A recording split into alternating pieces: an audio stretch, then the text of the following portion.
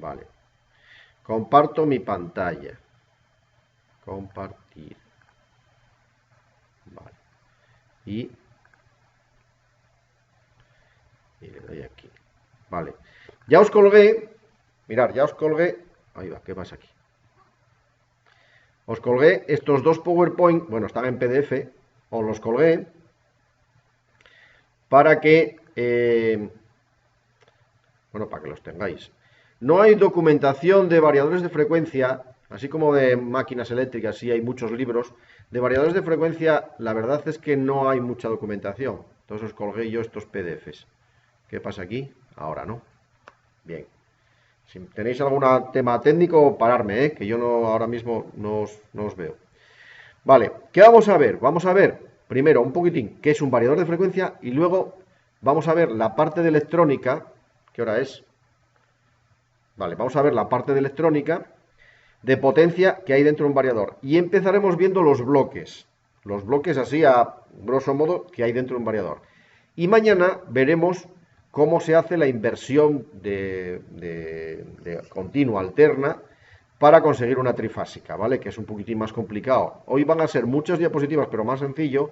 Luego veremos menos diapositivas mañana, pero un poquitín más complicado. Vale. Mirad. Accionamientos. Básicamente, ¿qué es un variador de frecuencia? Bueno, pues un variador de frecuencia es un... permitirme un momento que ponga...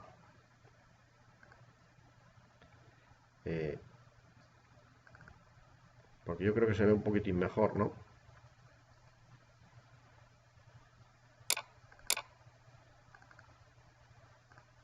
Y esta de aquí.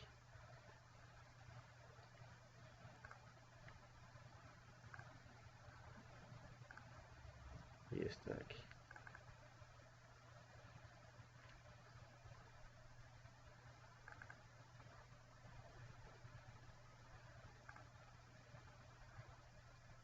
Vale. Mirad, os decía, variador de frecuencia. ¿Qué es un variador de frecuencia? Pues básicamente es un dispositivo que vamos a colocar entre el motor y la fuente de alimentación y el sistema trifásico de alimentación del motor. Este motor, como estuvimos viendo en el módulo 2, ¿no?, de automatismos, lo conectamos directamente a la red y como mucho le hacíamos un arranque, estrella triángulo, lo que sea, pero él iba conectado directamente a la red. Vale, ahora lo que le vamos a meter es como una mochila en el centro que va a adecuar esa información, esa tensión de potencia que le llega al motor, pues no se la va a dar directamente, sino que va a adecuar esos niveles de tensión, de frecuencia, etcétera, etcétera. O sea, es un dispositivo, un driver, básicamente un driver, es un dispositivo que coge la información de la red, información, potencia, alimentación de la red, y se la da al motor, pero tratada. Vamos a decirlo así, ¿no? Eso es un variador de frecuencia, ¿vale? Algo que voy a intercalar entre el motor y la red. Claro, las características que definen un accionamiento de alterna son pues la potencia, el rango de velocidad, o sea, potencia que es capaz de manejar este driver, tiene que ser adecuada a la del motor que quiere marcar, un poquitín por encima, el rango de velocidades en el que yo quiero mover ese motor, no perdéis de vista que el fin último es regular la velocidad de un motor asíncrono trifásico de jaula de ardilla, de rotor en cortocircuito. Voy a tener, o sea, la misión principal es ese mover ese rango de velocidades, pero gracias a estar ahí dentro, también me va a permitir trabajar con tipos de freno del motor. Voy a poder frenar el motor. Me diréis, bueno, es que eso tampoco es tan complicado. Depende el accionamiento que esté moviendo este motor, ¿vale? Si es una locomotora y está bajando una pendiente, pues a lo mejor tengo que utilizarlo como freno motor, ¿vale? No puedo estar tirando continuamente de los frenos mecánicos. Ya veremos eso. Y por lo tanto tenemos que hablar de lo que son los cuadrantes de operación. Un poco, ¿vale? No mucho. Esto se alarga bastante, pero un poco. Bien. Correcto. Ya estamos. Ya me está dando por culo esto. Bueno, pues nada. Lo quitamos. Vale, el rango de velocidad, por definición, no me salte ninguna, ¿no? Porque como di aquí 2 o 3 clics,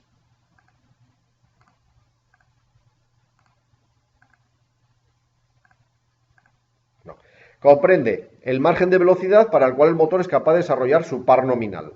Ese es el rango de velocidad. Es decir, en qué velocidades el motor me da una fuerza determinada, que es el par nominal del motor. La velocidad máxima está limitada por la construcción del motor y por la frecuencia del convertidor. Claro, yo aunque pueda meter un motor de 50 hercios que gira 3000 vueltas, aunque yo pueda multiplicar la frecuencia por 4, a lo mejor el motor mecánicamente no lo resiste. Está pensado para 3000 vueltas, no lo puedo meter a 12000. ¿Vale? Entonces, ojo, ¿puede el variador meterle en vez de 50 hercios 200 hercios? Pues igual sí, incluso 400 hercios. ¿Puede el motor soportar esas velocidades? Pues no, porque no está equilibrado, o sí, vamos, depende. No está equilibrado, o depende de la velocidad a la que me estés hablando, ¿no? Pues a lo mejor a 12.000 vueltas sí, pero a 24.000 no, ¿vale? Entonces no está equilibrado para esas vueltas, ese motor está pensado para trabajar a 3.000. Bien.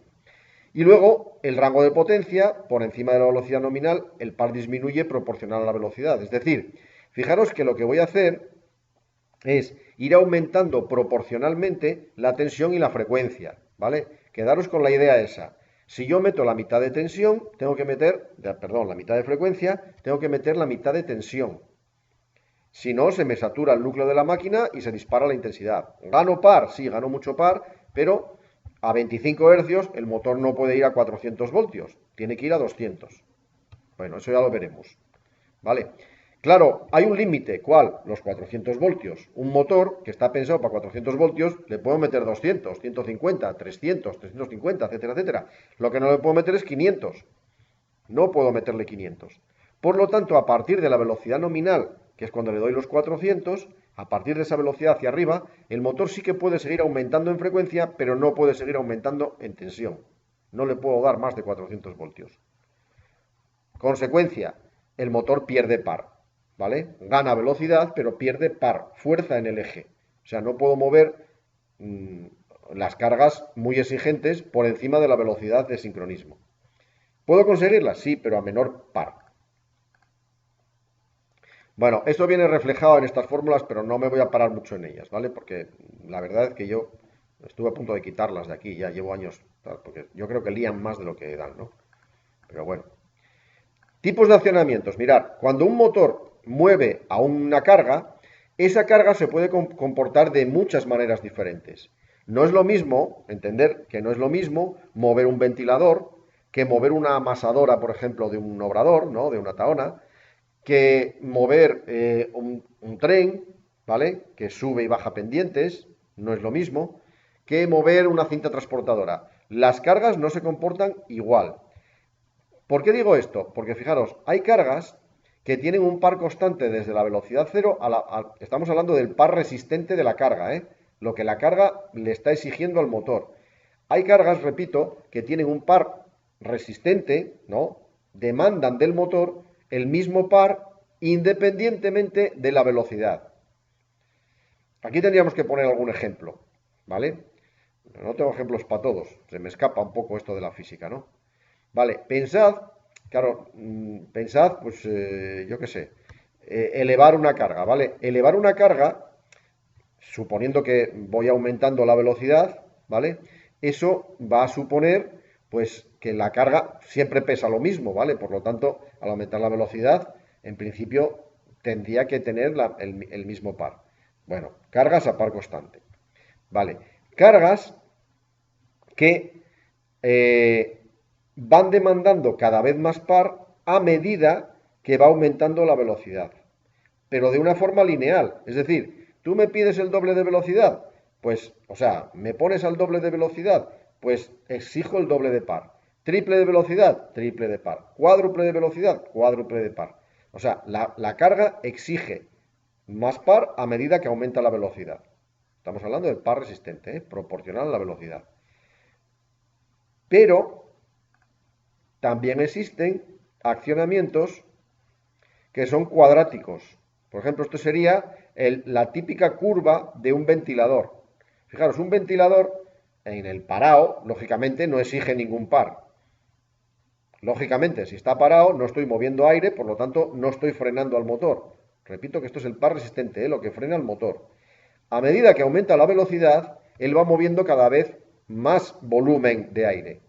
Pero no es lineal. Doble de velocidad no supone doble de par. ¿vale? Al principio aumenta muy poco, ¿vale? Pequeños aumentos de velocidad provocan más pequeños aún aumentos de par, siempre aumenta, pero menos. Y al final resulta que pequeños aumentos de velocidad, muy pequeños aumentos de velocidad, pasar de aquí a aquí, supone grandes aumentos de par, ¿vale? Ya tengo que mover mucho aire por haber aumentado, por ejemplo, 100 vueltas. Bueno, pues eso sería el típico de un ventilador. Bien, aparte de esto, mirar, bueno, y podríamos tener un par cuadrático, pero inversamente proporcional, ¿eh? Es decir, que al principio demanda mucho par, pero después voy demandando, a medida que va aumentando la velocidad, voy demandando cada vez menos par. Estos serían líquidos, a lo mejor, raros, no sé.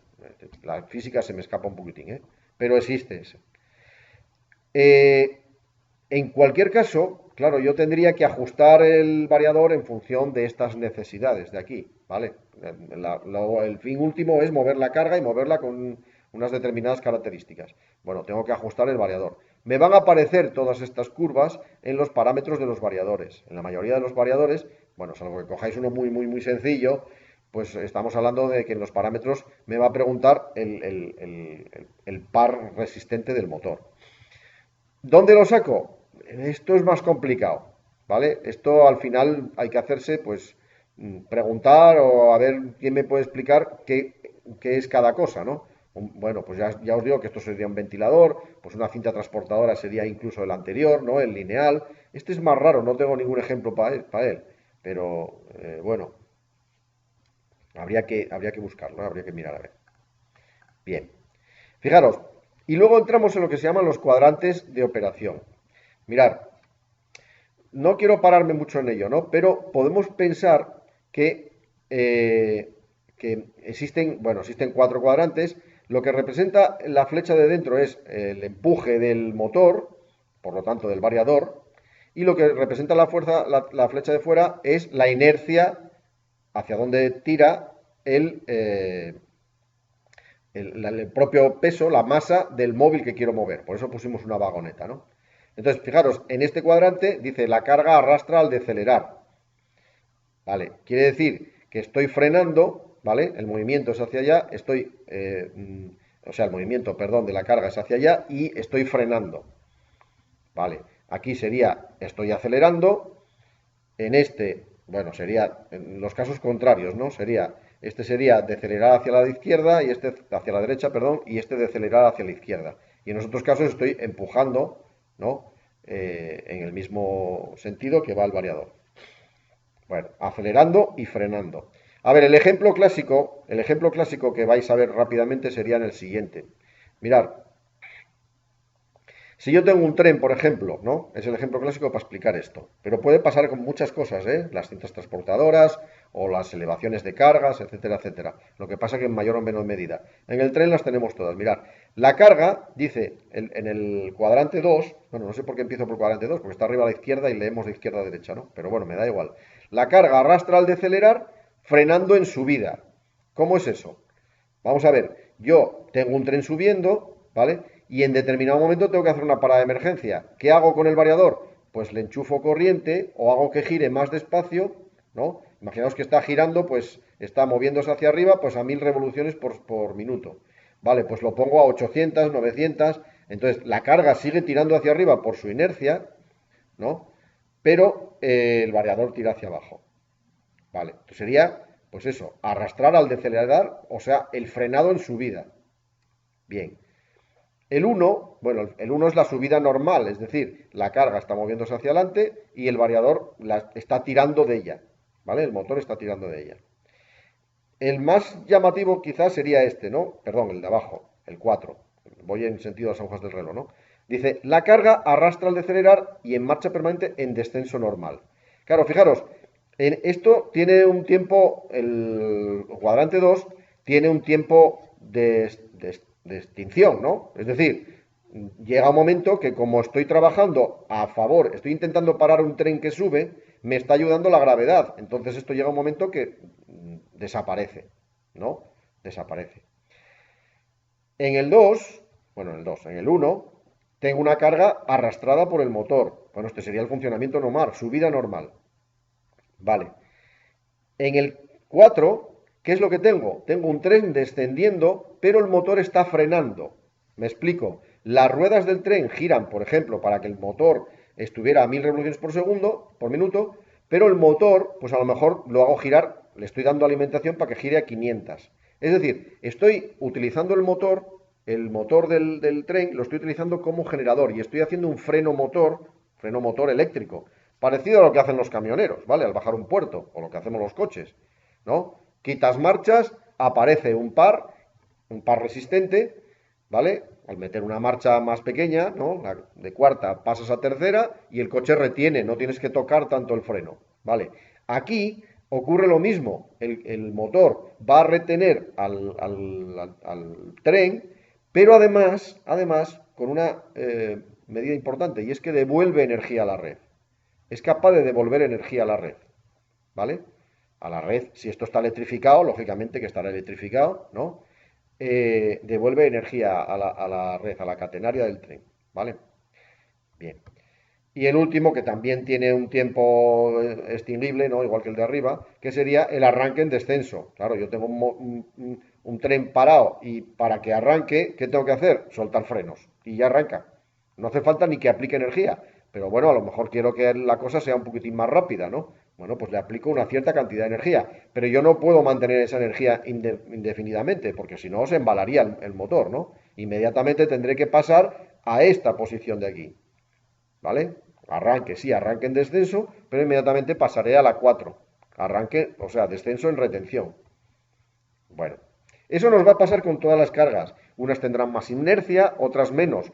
Claro, no es lo mismo si yo pongo un variador en una carga elevada, ¿no? Imaginaos que yo tengo que elevar un palé de ladrillos. ¿Qué ocurre? Cuando arranco hacia arriba, estoy en esta posición, en la 1. Tiro hacia arriba, ¿no? Tiro hacia arriba en esta posición. Pero inmediatamente para parar la subida, ¿qué tengo que hacer? Hombre, desconectar la energía. Ya se para sola. ¿Tengo que pasar a esta? Pues no, no necesariamente. Hombre, si es una parada de emergencia, a lo mejor sí, pero una carga suspendida, no voy a hacer eso. ¿Vale? Sin embargo, al bajar, sí que yo voy a lo mejor a arrancar, aunque sea muy ligeramente, arranco en descenso, que básicamente sería soltar la carga, ¿no? Pero inmediatamente tengo que pasar al punto 4, es decir, retener la carga. Puedo retenerla de forma mecánica con unas zapatas, ¿eh? Puedo retenerla con un freno mecánico, pero lo suyo es que lo retuviera con el freno eléctrico y tal. Bueno, pues vamos a ver cómo hacemos todo eso, ¿vale? Cómo con el variador, hasta ahora el motor no lo podía hacer, pero ahora el variador sí que va a dar una serie de órdenes al motor para que retenga subiendo, retenga bajando, tire hacia arriba o tire hacia abajo, ¿vale? Eso es lo que vamos a ver un poco. ¿Cómo puedo variar la velocidad? Bueno, ya lo vimos, cambiando el número de polos, variando el deslizamiento, estos dos desechados, ¿vale? Variando la frecuencia de alimentación del estator. Acordaos de la frecuencia de alimentación del estator, era 60 veces la frecuencia partido por los pares de polos. Los pares de polos ya los desechamos, son fijos, por lo tanto, variando la frecuencia, variamos la velocidad sincrónica o la velocidad del campo magnético del estator. Vale, esto serían las curvas del par, cómo se van moviendo, ¿no? Os recuerdo que la curva del par, es que si arranco lo otro, se me bloquea esto. La curva del par, que era una forma así, como una parte así sinuosa, se va corriendo hacia atrás. Bueno, esto no me aporta mucho. Si lo hago por encima de la velocidad de sincronismo, va bajando el par. Tampoco aporta gran cosa. Bien, consecuencia de todo esto, mirar. Desde 0 hasta la velocidad nominal, yo lo que voy a hacer es ir aumentando a la vez la tensión y la frecuencia. Lo que os decía antes, tengo que mantener más o menos estable la relación tensión-frecuencia. Es decir, un motor de 400 voltios, le doy 400 voltios a 50 hercios y entonces él me da el par nominal. Es como si lo enchufara a la red. No hay variador. Vale. Pero, ¿qué pasa si yo bajo la frecuencia? Pues tendría que bajar. Al bajar la frecuencia, lógicamente, baja la velocidad. Acordaos que la velocidad depende exclusivamente de la frecuencia y de los pares de polos, pero ya los eliminamos de la ecuación. La máquina tiene los pares de polos que tiene cuando se fabrica, ¿vale? Entonces, la velocidad depende exclusivamente de la frecuencia de la alimentación. Entonces, al bajarle la tensión, tengo que bajar, al bajarle la velocidad, perdón, tengo que bajarle la velocidad en la misma proporción, o muy parecida. Consecuencia, desde 0 hasta la velocidad de sincronismo, ¿no? Desde 0 hasta la velocidad nominal del motor, la que pone en la placa de características, tengo una regulación de velocidad a par constante, ¿vale? Puedo hacer una regulación de velocidad a par constante. Eso no quiere decir que lo haga, ¿eh? Acabo de deciros que tengo pares cuadráticos, pares lineales, etcétera, etcétera. Es decir, que yo puedo hacer esto. Bien. Por debajo puedo hacer lo que me dé la gana. Le doy menos tensión, le doy más tensión y entonces la curva del par cambia. Pero esta sería la máxima. Vale. ¿Qué pasa por encima? Esto sería par constante. ¿Qué pasa por encima de la velocidad de sincronismo? ¿Qué pasa si yo a un motor le doy, en vez de 50 Hz, le doy 60, 70, 80? Pues que va a girar más rápido, porque la velocidad depende, soy pesado, pero es que quiero que se os meta en la cabeza, la velocidad depende exclusivamente de la frecuencia. ¿Quieres 60 Hz? Pues la velocidad proporcional. A 50 a 1500, pues a 60 son 1700 no sé qué, 1600 no sé cuánto. 70 Hz, 80 Hz, 100 Hz, pues un motor de 1500 vueltas, es decir, de 4 polos, a 100 Hz giraría a 3000. Vale, pero como no puedo seguir aumentando la tensión por encima de la que me dice la placa, un motor puedo darle la tensión de 0 hasta 230 voltios, o de 0 a 400, bueno, lo que me diga la placa. Pero yo no puedo darle a un motor 500, 600, 700 voltios para mantener el par. Eso no puedo seguir haciéndolo porque me cargo las bobinas. Entonces, ¿qué ocurre? Aumentos de velocidad y no aumentos de tensión, lo que ocurre es que el par cae rápidamente. Es decir, la fuerza que tiene el motor sí que gira más rápido, pero con menos fuerza. ¿Vale? Entonces, lo que se hace es una regulación a potencia constante. ¿Vale? Se hace una regulación a potencia constante. El par es variable, de hecho el par está descendiendo. Hasta que llegamos a un absurdo, que el motor a una determinada velocidad muy arriba, pues a 120, a 130, a 140 Hz, resulta que su par es cero. No podría mover nada más que sus propios rozamientos. ¿Vale? Desaparece el par, no tiene par. ¿Vale? Entonces, ojo con trabajar por encima de la velocidad del sincronismo. A veces, claro, un motor de no sé cuántos caballos, pues pierde mucho par. ¿Vale? No pierde potencia, pero al aumentar velocidad pierde par. Vale. Eso por un lado. Más o menos nos hacemos... Esto simplemente era para hacerse una idea de cómo cosas que con el motor solo no puedo hacer, al meterle un variador sí que puedo acelerar, frenar en bajada, frenar en subida, invertir la polaridad, o sea, invertir el sentido de giro, etcétera, etcétera. ¿Vale? Esa es para hacerse una idea de eso, nada más, ¿vale? No le echéis más cargo a esto. Bien, entonces, la segunda parte de la clase es ver un poco la parte de la electrónica que nos vamos a encontrar dentro. A ver, sé que algunos ya trabajasteis con electrónica, otros no. Voy a contar muy rápidamente, ¿vale? Muy rápidamente y de forma muy esquemática qué dispositivos electrónicos nos encontramos dentro de un variador de frecuencia, ¿vale? Son pocos y se entienden rápidamente, ¿eh? Bien, fijaros que el mayor problema, todo esto estaba desarrollado, todo lo que os voy a explicar mañana, se desarrolló rápidamente, ¿vale? Podemos estar hablando de que se desarrolló en los años 70, no lo sé.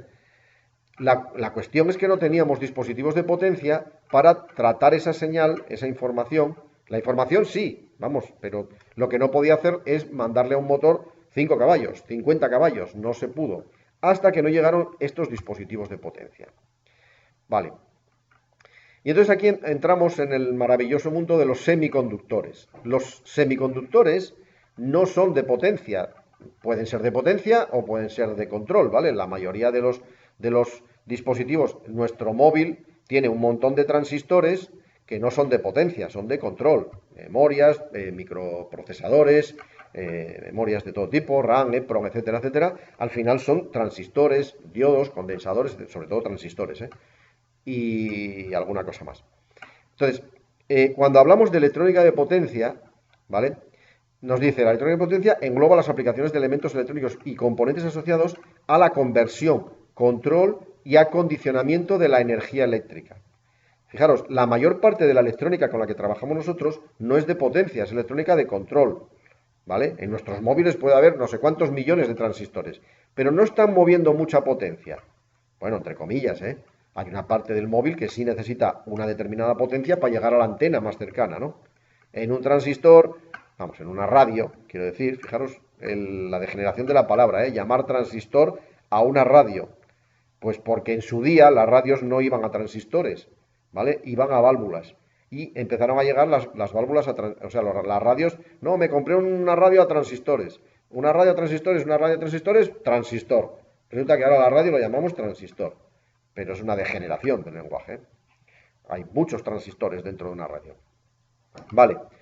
Entonces, ¿de dónde surge esto? Dice, de la necesidad de controlar la energía eléctrica responde al deseo de controlar o regular uno o más parámetros no eléctricos, tales como la temperatura de un horno, la velocidad de un motor o la iluminación de un local. Es decir, en el momento que manejamos mucha potencia para mover, para calentar un horno, para mover, para hacer la iluminación local, mucha potencia, los empezamos a llamar semiconductores de potencia y está puesta en juego mucha tensión y mucha intensidad. ¿Vale? En nuestros móviles no hay mucha tensión, la pila da 4 voltios o 5 con no sé cuántos, los que sean, y no hay mucha intensidad, estamos hablando de miliamperios. Repito, hay una parte de electrónica, podríamos llamar de potencia en el móvil, cogí el ejemplo del móvil y a lo mejor no es el mejor, ¿vale? Porque claro, la antena tiene que llegar al kilómetro, a 2 kilómetros, a donde sea la antena repetidora, ¿no? Bien. La electrónica de potencia se distingue tecnológicamente de la electrónica de baja potencia por la importancia que tiene la cuestión del rendimiento. Claro, en la electrónica de baja potencia, ¿qué ocurre? Que yo, aunque un dispositivo tenga un rendimiento del 50%, me da igual, porque en vez de consumir 150 milivatios y tiene un 50%, pues estoy consumiendo, le estoy dando 150 y él me está devolviendo 75 tratados. Sí, perdiste 75 milivatios, pero es que son milivatios. ¿Vale? Eso en electrónica de potencia hay que tener mucho cuidado porque, claro, si yo para manejar un motor de 100 caballos necesito consumir de la red 200, pues el negocio del variador se me va un poco tal, ¿no? Aún así, los rendimientos de los variadores no son buenos. Bueno, no son buenos. Estamos hablando de que los transformadores tenían un 99%, los motores un 80 y muchos por ciento, 80 y tantos por ciento, y los variadores por ahí andarán. Es decir, el variador no es gratis, se va a comer una parte de la potencia. ¿Vale? Un 15%, un 12, un 15, un 18% de la potencia se la come él. Pero a cambio de eso tengo un tratamiento del motor, convierto el motor en una máquina muchísimo más versátil, ¿vale? En cuanto a velocidad. Vale. Los interruptores mecánicos no suelen ser adecuados para maniobras repetitivas. Bueno, esto lo veremos mañana, ¿vale? Porque voy a utilizar estos semiconductores de potencia para conmutar, para chopear la señal, ¿vale? Para cortarla. Pero no la voy a cortar, voy a dar y cortar la alimentación, pero no la voy a cortar a 5 veces por segundo. La voy a cortar a 5.000 o a 10.000, ¿vale? O a 16.000, ¿vale? Eso no lo puedo hacer con un interruptor normal. Necesito un interruptor estático, lo que se llama un interruptor electrónico, ¿vale? Un transistor, un tiristor, bueno, ahora lo veremos. Bien, lo que os decía, son normalmente lo que llamamos estos dispositivos conmutadores de estado sólido. Es decir, son capaces de establecer y cortar corriente de forma muchísimo más rápida que un elemento mecánico, ¿no? Que un relé, por ejemplo. Un relé puede entrar y salir pues 5 veces por segundo, poniéndome muy burro, 8. Vale, estos pueden entrar y salir, ¿no? Establecer y cortar corriente 5.000, 8.000, 16.000, lo que sea. Segundo, no hay parte fija, bueno, ahora lo veremos, ¿eh? No hay parte móvil, un semiconductor, ahora os explicaré qué es, no hay parte móvil, por lo tanto no hay desgaste y no hay sonido. Un relé al entrar y salir, esto podría ser la menos importante, ¿no? Un relé al entrar y salir, pues suena el clac, clac. Bueno, esto en un ambiente ruidoso de una industria, lo que sea, me preocupa menos. Pero en una vivienda a lo mejor sí. Entonces, bueno, ¿vale? Debido a la gran palmera, es conveniente conocer los tipos existentes y características. Vale. Vamos con el primero, el diodo. Mirad, no voy a entrar en microelectrónica, o electrónica, sería más física que otra cosa, de cómo está formado esto. Solo os diré que un semiconductor, todos los semiconductores que vamos a ver en la próxima media hora, todos están formados por una base de silicio a la que yo le doy un tratamiento. ¿Qué es el silicio? Bueno, de silicio o de germanio, pero son más raros, ¿vale? El silicio es un elemento químico del grupo 3, es del grupo del carbono, silicio, germanio, estaño y plomo. del grupo del carbono que tiene unas determinadas características que lo hacen perfecto para trabajar como semiconductor. Bueno, perfecto, perfecto es el germanio, pero el problema es que es más escaso y por lo tanto más caro. Fijaros que el silicio, nosotros estamos rodeados de silicio, prácticamente cualquier piedra que os echéis a la mano es un silicato, ¿vale? Silicato de algo. La arena de la playa, mejor dicho, la arena de la playa son silicatos. Silicatos, básicamente nuestro mundo está formado por silicatos y carbonatos. Carbonato cálcico, ¿no? Vas a los picos de Europa y todos esos peñas son carbonatos o silicatos, ¿vale? Eh, por lo tanto, abundancia suprema, es decir, no hay escasez ni la va a haber. Problema, hombre, tengo que tratarlo, quiero decir, yo cojo la roca, la desmenuzo, la fundo y a través de un tratamiento consigo el silicio puro cristalizado. Igual que el carbono al cristalizar pues puede formar diferentes estructuras, ¿no? Y una de ellas sería el diamante, por ejemplo, el carbono puro cristalizado. El silicio que está en el mismo grupo hace lo mismo, tiene 4 átomos en la capa de valencia y hace lo mismo. Vale, no me importa mucho, simplemente pensad que un diodo, todos los equipos que vamos a ver ahora, están formados por silicio y os acabo de decir que es una piedra. Vale, pues es una piedra cristalizada, pero es una piedra. ¿Cuál es la característica? Fijaros, al dopar, al mezclar, al contaminar el silicio con un determinado material, del grupo 3 en este caso, el grupo del aluminio, adquiere unas características físico-eléctricas distintas de las del silicio. Y si ese mismo silicio lo dopo con materiales del grupo 5, del grupo del nitrógeno, fósforo, arsénico, no sé qué, vale, adquiere otras características. Bueno, repito, no voy a entrar, pero macroscópicamente, desde nuestro punto de vista, ¿qué ocurre? Pues que al juntar un silicio dopado con tal lo llamo tipo P y un silicio dopado con no sé qué lo llamo tipo N, junto los dos y acabo de fabricarme un diodo. Vale, ¿por qué nos cuentas todo este rollo? Pues para nada. Porque realmente lo que me interesa es lo siguiente, mirar, si yo el diodo intento hacerla circular, fijaros que tiene dos patas, ¿no? A una pata la llamamos ánodo y a otra pata la llamamos cátodo. Este sería el símbolo, ¿vale? Un triangulín, una flecha que mira hacia el cátodo, ¿no? Con una barra vertical. Esto tiene todo mucho sentido por lo siguiente, mirar, si yo intento hacer circular corriente continua en el sentido que marca la flecha, el diodo me lo permitiría. Es decir, es como si cerrara el contacto. En realidad no cierra ningún contacto, lo que hace es hacer que su resistencia interna, esta unión PN, su resistencia interna se haga muy baja, prácticamente desaparece. Muy baja no desaparece, ¿eh? Tener en cuenta que aquí va a haber pues unos ohmios, ¿vale? Un ohmio, depende del diodo, ¿vale? Miliohmios, había que mirar la característica de cada diodo, ¿vale? Unos miliohmios, unos centésimas de miliohmio, vamos, 0, no sé qué, o un ohmio, 2 ohmios, bueno, muy poco, muy poca resistencia. Pero si intento hacer que la corriente vaya de ánodo a cátodo, o sea, en el sentido de la flecha, si yo intento hacer que la corriente vaya de cátodo a ánodo, es decir, al revés, esto es como una válvula antirretorno, es decir, no deja pasar. Se abre el circuito. El circuito tiene un contacto aquí dentro que se abre. Vale, en la práctica, efectivamente, tampoco hay un contacto. ¿Qué ocurre? Que esta unión PN aumenta su resistencia muchísimo si la corriente intenta ir en sentido contrario.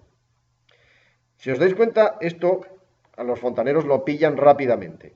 Esto es una válvula antirretorno. Si el agua intenta ir del ánodo al cátodo, porque la presión así lo marca, la válvula se abre. En las válvulas antirretorno no son gratis, quiero decir, hay una pérdida de carga en las válvulas antirretorno, hay una pérdida de presión. Mínima, sí, depende de la tecnología de la válvula, pero la habrá.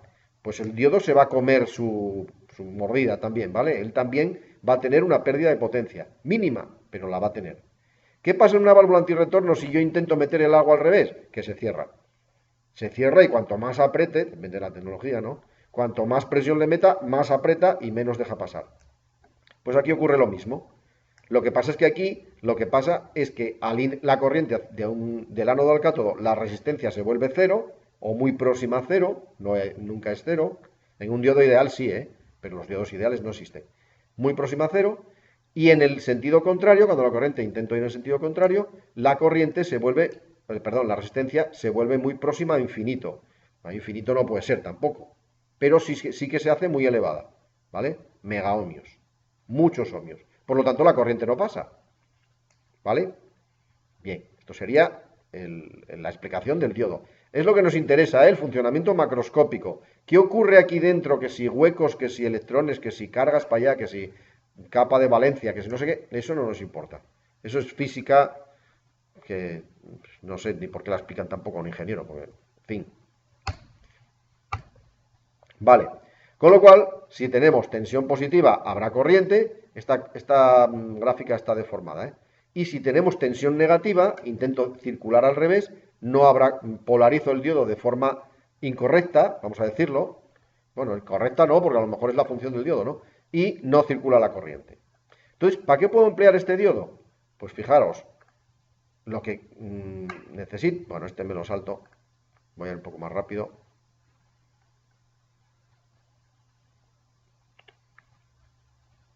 Bueno, no voy a ir tan rápido. Mirad, ¿qué necesito de un diodo entonces? Pues necesito saber cuál es la intensidad media nominal. Es decir, oye, ¿puedo pasar por un diodo 500 amperios? Pues depende del diodo. Igual, algunos sí, otros no. ¿Vale? O sea, por eso se llama electrónica de potencia. A lo mejor tengo un diodo aquí en electrónica que me aguanta 1 amperio, 2 amperios, 5 amperios. No lo sé. Si le meto más, me lo cargo. ¿Cuál es la intensidad de pico?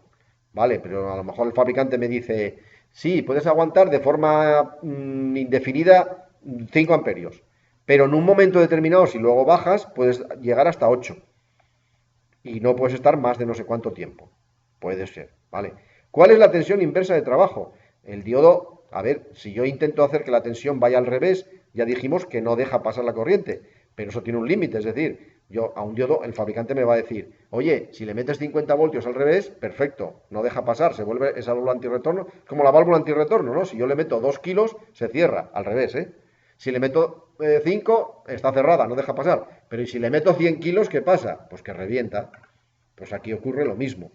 Yo le voy metiendo tensión al revés hasta que llega un momento que revienta. Existen diferentes tipos de diodos que yo no voy a comentar, pero existen diodos que su sistema de trabajo es justo polarizados al revés, ¿vale? El diodo Zener, si os suena, trabaja polarizado al revés. Es decir, que trabaja dejando pasar corriente en sentido contrario. Pero no os voy a estallar la cabeza con esto porque si no sería una locura, ¿no? Tensión inversa de pico repetitivo, bueno, la tensión de ruptura, es decir, cuando se rompe en sentido directo, y el tiempo de recuperación inversa. Claro, esto que os decía, de que el diodo cambia la resistencia, lo hace muy rápido, pero no es el tiempo, o sea, si yo le pongo 50 hercios, va a funcionar, ¿vale? Porque está cambiando 50 veces por segundo. Entonces deja pasar para un lado y para el otro no, para un lado y para el otro no. Pero ¿y si le meto 50.000 hercios? Pues habrá diodos que sí y otros diodos que no, ¿vale? Y aquí entra en el juego también otro tipo de diodos, ¿vale? Hay diodos túnel, hay diodos Schottky, hay diodos LED, ¿vale? Pertenecen a la familia de los diodos. Los LED famosos que tenemos en casa pertenecen a la familia de los diodos. Son diodos electroluminiscentes, ¿vale? De ahí el nombre. Light Emitting Diode. Bien, el tiristor. ¿Qué es un tiristor? O SCR. SCR son las siglas en inglés de Silicon Controlled Rectifier o rectificador, al revés, ¿no? Rectificador controlado de silicio. ¿Qué es eso? Pues si os fijáis en el dibujo es un diodo. Vale, es un diodo, efectivamente. ¿Cómo funcionaba el diodo? Si yo intento hacer pasar la corriente en el sentido de la flecha, pasa. En el sentido contrario, no pasa. Pues aquí ocurre lo mismo. Si yo intento hacer que la corriente pase en el sentido de la flecha, debería pasar, pero ahora hay una condición más. Tengo que meterle una inyección de corriente por la puerta. Por eso se llama rectificador controlado. Yo decido el momento en el que esto dispara. O sea, hay una condición más, que la corriente intente circular así, es como si fuera una válvula antirretorno controlada, ¿no? Sí, vale, la corriente de agua intenta ir así, pero la válvula no se abre. Y entonces yo le doy un toque a la válvula y en el momento que le doy el toque a la válvula, ¡pam!, la corriente empieza a circular y ahora está indefinidamente circulando. ¿Hasta cuándo? Hasta que la corriente intente circular en sentido contrario. Entonces la válvula se cierra y aquí ni pulsos por la puerta ni nada, ¿vale? Si la corriente intenta circular al revés, no funciona. ¿Vale? Por lo tanto, es un diodo controlado. Es un diodo controlado. Vale. Bueno, aquí os cuenta un poquitín más de cosas, ¿no? No me voy a parar mucho en ello. Si entendimos eso, me vale. No me voy a meter en la curva, etcétera, etcétera, porque esto es bastante rollo. Lo mismo que nos pasaba con el diodo, los tiristores también tienen unas características de funcionamiento. ¿Cuál es la intensidad máxima, la media, la de pico repetitivo, la de tensión inversa? Lógicamente, si le meto 1000 voltios al revés, va a funcionar, sí o sí. Va a funcionar una vez nada más, pero va a funcionar. Me lo cargo. ¿Vale? Entonces hay que mirar las características de cada tiristor. Tiristor, repito, o SCR. Mirad, normalmente al tiristor, el SCR, al tiristor lo llamamos SCR, pero SCR es una familia entera de dispositivos. Es un rectificador controlado de silicio, no es solo el tiristor. Y ahora vamos a ver otro. Mirad, aquí también existe el GTO. El GTO, aparte de ser un Ferrari, pues es un dispositivo que veis que tiene doble flecha. Es igual que el anterior, pero tiene doble flecha. Condición: puedo establecer la corriente siempre que meta una inyección de corriente por la puerta. Y si os dais cuenta, el tiristor ya no paraba hasta que la corriente no fuera en contrario. Vale, si saco corriente por la puerta, sí que lo puedo parar. O sea, lo tengo completamente controlado. Con una inyección de corriente establezco la corriente con inyección de corriente por la puerta. Establezco la corriente de ánodo a cátodo siempre, nunca al revés, ¿vale? Veis que respetan el símbolo del diodo, ¿vale? Por lo tanto, al revés no va a ir. Si inyecto corriente por la puerta, la corriente se establece. Si saco corriente por la puerta, la corriente se deja de establecer. O sea, este está completamente controlado. Esto también es un SCR, ¿eh? Por eso os decía que SCR es un nombre más genérico, ¿vale? Son rectificadores controlados de silicio, pero no es igual este que el anterior. El anterior yo no lo podía cortar si no le quitaba la corriente. Existe el tetrodo, ¿vale? No me voy a meter en él porque es bastante raro. Tenía que haberlo quitado de aquí, ¿vale? 4 zonas P, 2 puertas. Bueno, en vez de ser la misma, pues es otra puerta diferente. Bueno, no me meto en él. Y existen los triacs. Mirad, un triac, como veis, son dos diodos en antiparalelo. Es decir, el diodo que tengo a la izquierda dejaría pasar la corriente en este sentido, el diodo que tengo a la derecha dejaría pasar la corriente en el otro sentido.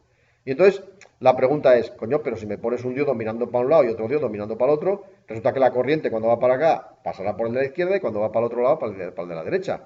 No hay control sobre él. Sí, porque no serían dos diodos, serían dos tiristores con una puerta. Es decir, ¿la corriente intenta pasar hacia abajo? Sí, pero no puede hasta que no inyecte la corriente por aquí. Entonces sí, entonces ya se establece. ¿La corriente intenta pasar hacia arriba? Sí, puede, pero cuando meta también una inyección por la puerta. Si no, no. ¿Vale? Entonces controlo cuando quiero yo que se establezcan esas corrientes. Esto sería un triac que también es un SCR. ¿Vale? Bien. Esto ya no es un SCR, mirar, esto es un transistor. Vale, hablamos de él al principio, ¿no? Pues mirar, esto vino a revolucionar la industria de la electrónica pues a mediados del siglo pasado, ¿vale? Hubo tres señores, el Bardeen, no sé qué, Schottky, Bardeen y no sé quién, que les dieron el premio Nobel por el desarrollo del transistor. ¿Qué es un transistor? Mirad, un transistor es un dispositivo, como veis tiene tres patas, ¿no? Tiene una pata que llamamos colector. Por cierto, en los anteriores, si tengo en el diodo se llaman ánodo y cátodo. En el tiristor también se llaman ánodo, cátodo y puerta. La G es de gate en inglés, ¿vale? Gate, puerta. Es la que decide cuando inyecto, o sea, yo decido cuando inyecto la corriente por la puerta y por lo tanto la puerta es la que tiene el control, ¿vale? En el caso del triac, no los podemos llamar. Daos cuenta que ánodo sería el que va al polo positivo de la batería, cátodo sería el que va al polo negativo de la batería. Aquí no lo podemos llamar eso porque la corriente, claro, está pensada para que entre por un lado y salga por el otro, y al revés. O sea, puede ir para un lado o para el otro. Por lo tanto, lo llaman ánodo 1 y ánodo 2. No hay cátodo. En los anteriores sí. ¿Vale? Bien. Fijaros, aquí también tengo un dispositivo, son tres uniones, o sea, tres zonas de silicio. En el diodo eran dos, os recuerdo, y en los tiristores que acabamos de ver, en los SCRs, pues son cuatro, por lo menos cuatro zonas. este transistor, este dispositivo, que llamamos transistor, tiene tres zonas. Dos zonas P haciendo un sándwich a la zona N o dos zonas N haciendo un sándwich a la zona P. No hay diferencia. Bueno, sí hay diferencias notables, pero quiero deciros que funcionarían más o menos igual. Hay cierta preferencia por los transistores NPN, ¿vale? Pero eso no quiere decir que no lo pueda hacer con un transistor PNP, ¿vale? Bien, el símbolo, como veis, cambia. Si os dais cuenta, un transistor tiene una raya horizontal, bueno, horizontal porque en este caso lo puse horizontal, ¿no? Una raya a la que llegan las tres patas, ¿no? La base, el colector y el emisor. Y en el emisor siempre hay una flecha, siempre. Lo que pasa es que depende, si es un NPN, la flecha sale. Y la corriente se establecería de colector a emisor, ¿vale? En el sentido de la flecha. Siempre la corriente va a ir en el sentido de la flecha, en sentido contrario no puede ir. Y en el PNP, esto no es, me lo estoy inventando yo, ¿vale? Los transistores se llaman tipo NPN o tipo PNP. La flecha está entrando, ¿vale? Por lo tanto, la corriente se tiene que establecer del emisor al colector. Nunca puede ser al revés, ¿vale? Aquí del colector al emisor, aquí del emisor al colector. Repito que no hay cambios significativos, ¿eh? En un mismo transistor se fabrica en NPN o en PNP, bueno, y tienen distinta referencia, uno es el 74 no sé qué y el otro es el siguiente, ¿no? El 56 no sé qué. Bueno, eso no me importa. La cuestión es la siguiente, mirar. Un transistor, la palabra transistor viene es el acrónimo, bueno, es la apocopación, es la reducción de las palabras en inglés transfer resistor, ¿vale? O sea, transferencia de resistencia. ¿Eso qué quiere decir? Pues mirad, quiere decir que la resistencia, si os dais cuenta, en el diodo y en el tiristor, la resistencia era o máxima y no dejaba pasar nada, o cero y dejaba pasar todo. Vale, en el transistor no es así. En el transistor, la resistencia que hay entre el colector y el emisor, puedo decidir yo qué valor tiene en función de la corriente que le enchufo por la base. Me explico. Si yo enchufo muchísima corriente por la base, bueno, la máxima que me marque el fabricante, quiero decir, porque estos transistores a lo mejor admiten 100 miliamperios por la base, ¿no? Es decir, tampoco es que sean 500 amperios. O sí, depende del transistor, ¿no? Bueno, 500 amperios igual me pasé. Si yo meto la máxima corriente por la fase que me dice el fabricante, la resistencia entre colector y emisor será cero. O muy próxima a cero. Nunca es cero aquí, ¿eh? O sea, el valor que se establece aquí de las relaciones entre las zonas P y N, cuando hablo del transistor PNP, tener en cuenta que estoy hablando también del NPN, ¿eh? Voy a hablar mejor del NPN, que está un poquitín más extendido. Cuando yo inyecto corriente por la base, la resistencia que aparece entre colector y emisor se hace cero o muy próxima a cero. A medida que le voy quitando intensidad por la base, esta resistencia va aumentando, pero no aumenta de golpe, es analógica, por decirlo así, ¿no? Si el fabricante me dice, mira, con 50 miliamperios esto ya es cero, bueno, 0,1, no sé, lo que sea, 0,5 ohmios. Vale, a medida que tú le vas quitando miliamperios aquí, 48, 47, le di 50, 46, 45, 30, esta resistencia va aumentando, pero va aumentando proporcional a esa corriente. De forma que cuando tenga 25, pues aquí habrá, pues yo que sé, 150 ohmios. Y cuando tenga 25 miliamperios. Y cuando tenga 10 miliamperios, pues aquí habrá 1000 ohmios. Y cuando tenga 0 amperios, aquí habrá infinito. Vale, infinito no puede ser igual que en el diodo, pero sí puede ser 200 megaohmios, por ejemplo. Por lo tanto, tengo controlada la corriente que pasa por aquí, o mejor dicho, la resistencia que hay entre estos dos patas y por lo tanto la corriente que circula por aquí, con una corriente mucho más pequeña que enchufo por la base. Y la tengo controlada, ¿vale? Puedo hacer que esta resistencia varíe más o menos hacia cero, hacia infinito, etcétera, etcétera. Si no meto corriente por la base, diremos que esta resistencia, que es infinito o muy próximo, no deja circular corriente y decimos que el transistor está en el corte, ¿vale? Se dice así, ¿vale? Se dice que el transistor está cortado, está en el corte, está trabajando al corte. Sin embargo, si le enchufo mucha corriente por la base, la máxima que me dice el fabricante, repito, entonces este transistor, su resistencia entre colector y emisor se hace cero, muy próxima a cero, y decimos que el transistor está en saturación. Apuntaros eso, porque, bueno, viene por ahí, pero yo qué sé. Fijaros eso, ¿vale? Si meto poca corriente por la base, mucha resistencia está en el corte. Si meto muy poca corriente por la base o cero, muy poca resistencia entre colector y emisor, el transistor está en saturación. Deja pasar toda la corriente. 0 ohmios deja pasar toda la corriente. Vale, ¿y qué pasa si estoy en el medio? ¿Qué pasa si estoy en esos valores intermedios de 25, de 30, de 40 miliamperios? Bueno, porque la corriente aquí no es ni cero ni infinito. Es un valor, la resistencia quiero decir. Un valor, el que sea, en función de la corriente. Y entonces decimos que el transistor está trabajando en la zona activa. O sea, tiene dos formas de trabajar. Bueno, tres formas de trabajar. Completamente saturado cuando meto mucha corriente por la base, completamente cortado cuando ya no meto ninguna corriente por la base, o en esa zona intermedia, ¿no? En el que el transistor trabaja en la zona activa, ¿vale? Al corte, saturación y activa. En el PNP, ¿qué ocurre? Pues exactamente lo mismo. Lo que pasa es que aquí, en vez de inyectar la corriente, tengo que extraerla, ¿vale? Aquí toda la corriente viene del colector y le enchufo una pequeña corriente por la base para controlarlo. Aquí toda la corriente viene del emisor y le saco una pequeña corriente por la base para controlarlo. Pero en el fondo es lo mismo, ¿vale? NPN o PNP. Bien. Preguntas.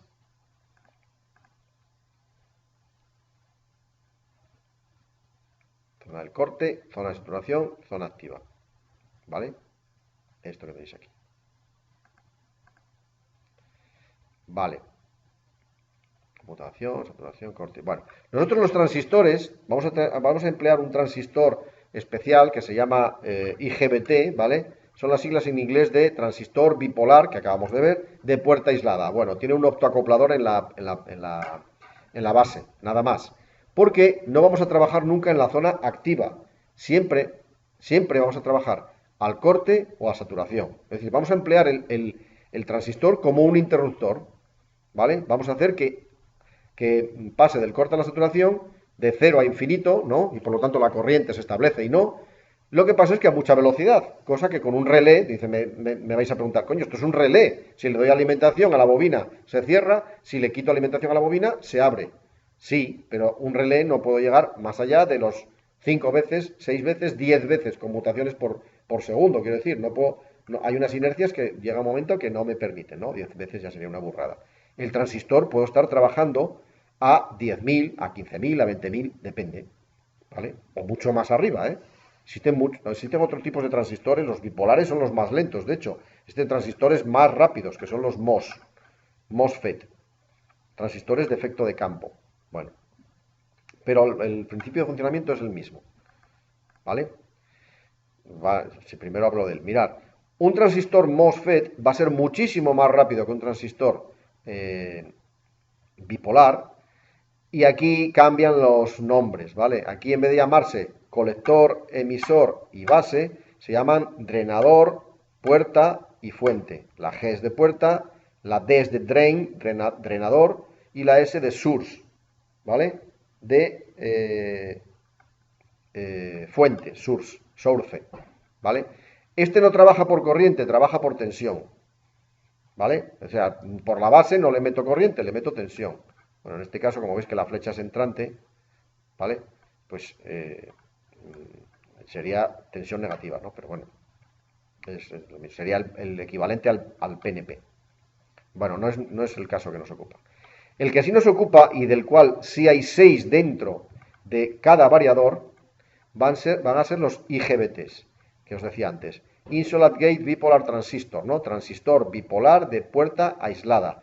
Es un transistor bipolar que yo voy a trabajar con él al corte y a la saturación, pero voy a aislarlo. En este caso lleva un optoacoplador, creo que lleva un optoacoplador, tiene que estar optoacoplado para que la parte de control que va aquí no se vea influenciada por las corrientes tan grandes que va a haber aquí. Ten en cuenta que yo aquí se lo voy a enchufar a un motor, ¿eh? Se lo voy a enchufar a un motor. Por lo tanto, aquí puede haber 10, 15, 200 amperios, ¿vale? La parte de control va en miliamperios, ¿vale? Por lo tanto, para que haya un aislamiento eléctrico y galvánico, aquí le metemos un optoacoplador. Bien. Por eso se llama transistor bipolar de puerta aislada, ¿eh? Y nada más, ¿vale? Nada más por hoy. Eh, Mañana vamos a utilizar todos estos para ver los bloques de lo que hay en el variador, de lo que hay en un variador, ver cómo se usan algunos de estos, ¿vale? Os hablé del tiristor, el tiristor puede estar o no, el diodo va a estar fijo, ¿vale? Y los transistores de puerta aislada van a estar fijo. Luego va a haber más cosas, ¿vale? Eso lo vamos a ver un poco mañana. Preguntas de los tres, ¿vale? Del diodo, del tiristor y de los transistores. Preguntas, por favor.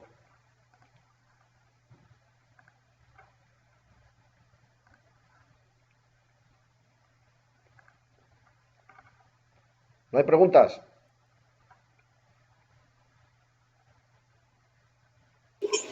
Paro la... Del trial no vas a hablar, Alberto. No, el triac, a ver, el triac lo metí porque forma parte de lo que es una... vamos, no voy a hablar hoy ni mañana.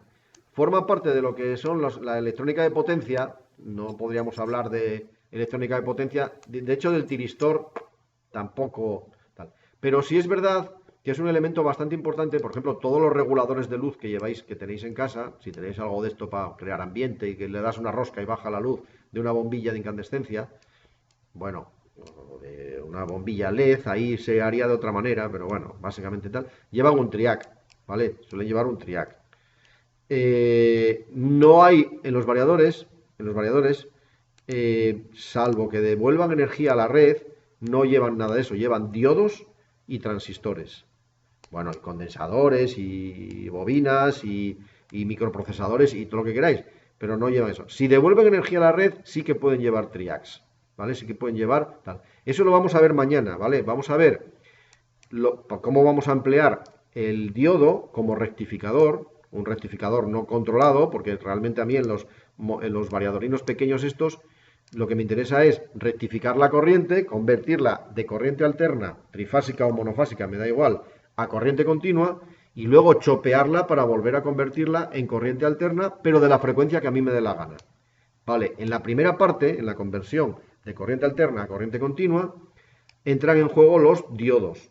Podrían entrar tiristores, repito, pero lo normal es que entren diodos.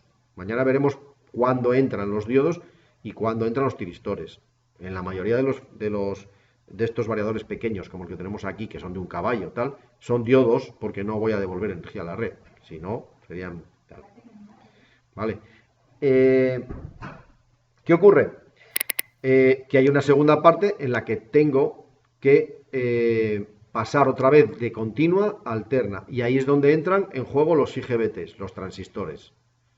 ¿Vale? Entonces, son los dos más importantes que vamos a usar. Mañana, de todas maneras, veremos rectificadores controlados y rectificadores no controlados. ¿Vale? Rectificador no controlado, que es el que montan los variadores pequeños, y rectificadores controlados, que serían a base de tiristores que llevan los grandes. El triac es más es un elemento más de control de iluminación, aunque sí, se podría emplear también para el control de velocidad de motores de corriente continua, por ejemplo. Bueno, se podría hacer también. Más cosas.